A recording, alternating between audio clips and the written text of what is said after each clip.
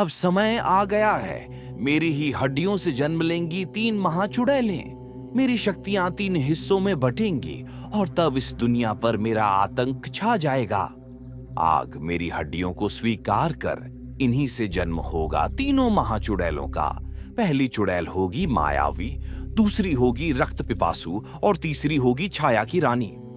समय आ गया है, मेरी ही हड्डियों से 3 शक्तिशाली चुड़ैलें जन्म लेंगी। हा, कोई मुझे रोक नहीं सकता। अब ये संसार मेरा होगा, तीनों चुड़ैलें मेरी आज्ञा मानेंगी। हाँ, आज्ञा दीजिए स्वामी, किसका विनाश करना है?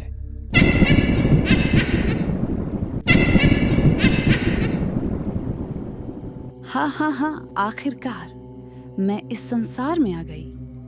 मैं वो रंभा चुड़ैल हूँ जिसकी सुंदरता देखकर कोई भी वश में आ सकता है।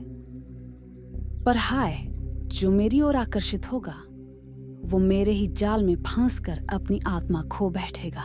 रंभा, तू सुंदरता की बात कर रही है, लेकिन मैं पिशाचिनी चुड़ैल हूँ। मेरी शक्ति है रक्त, जीवित इंसानों का रक्त। मैं जिसको छू लूं वो कंकाल बन जाता है। हाँ। तुम दोनों अपनी शक्तियों पर गर्व कर रही हो, पर असली अंधकार तो मुझ में बसता है। मैं काली चुड़ैल हूँ, जहाँ मेरी छाया पड़ी वहाँ सन्नाटा और विनाश बस जाता है। कोई मेरी ओर देख भी ले तो उसका अंत निश्चित है। हाँ, हम तीनों इस दुनिया के लिए काल हैं।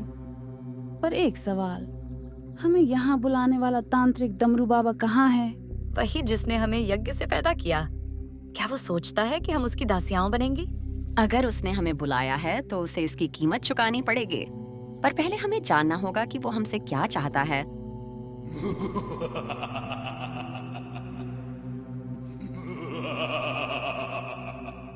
अंततः मेरी साधना सफल हुई। मैंने तुम तीनों को इस संसार में बुलाया है। अब तुम मेरी शक्ति बनोगी, मेरी आज्ञा मानोगी। हाँ, तांत्रिक, ये तूने हमें बुलाया तो है, पर हमें कोई गुलाम नहीं बना सकता। हम अपनी मर्जी से किसी की बात मानते हैं। हम किसी के अधीन नहीं होते। बताओ, तुम हमें क्यों बुलाए हो? अगर हमें आदेश देने की कोशिश की तो तुम्हारा भी वही हाल होगा जो बाकी जीवों का होता है, विनाश।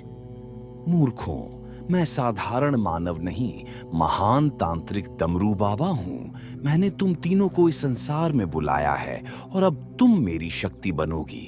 हमें इस जाल से बाहर निकाल, तांत्रिक, वरना तेरा अंजाम बहुत बुरा होगा। तू हमें बांध नहीं सकता। हम अजेय हैं। हम इस संसार की सबसे भयानक आत्माएं हैं। सोच ले तांत्रिक। अब से तुम तीनों इस वृक्ष में वास करोगी। यह वृक्ष तुम्हारी आत्माओं का बंधन होगा। जब तक यह वृक्ष रहेगा तुम्हारा अस्तित्व बना रहेगा, मगर तुम बाहर नहीं आ सकोगी। अब यह वृक्ष मेरी शक्ति का केंद्र बनेगा और जो भी इसे छुएगा वो बेमौत मरेगा। हाँ।